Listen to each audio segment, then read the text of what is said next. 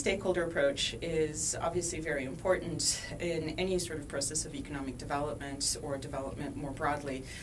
Clearly, here I know we're talking about Latin America and the Caribbean, but there's nothing unique about Latin America and the Caribbean in terms of the need for multi-stakeholder approach. Multi-stakeholder, what do we mean by this? Well, we essentially mean that if we think about the economy as being made up of different actors, we have producers, we have on one side, and we have consumers on the other side. Those consumers, what do?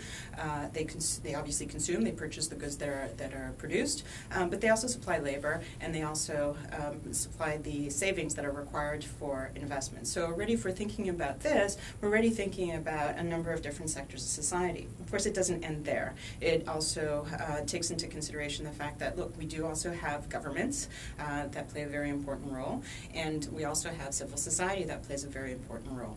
And so if we're thinking about the process of development and the process of economic development, we cannot just look at it from the perspective of one actor, right? We need to think about it from a very holistic approach. We need to think about all the different actors interacting together and essentially playing a game together, right? You cannot produce without having a consumption base. You cannot produce without having labor. You cannot produce without having capital. You cannot produce in an environment devoid of institutions. Where do those institutions come from? They come from governments. They come from civil society that tries to institute good institutions where those may actually be lacking. So there's no question that a multi-stakeholder approach is extremely important in any sort of activity, and this is especially the case when we're thinking about development.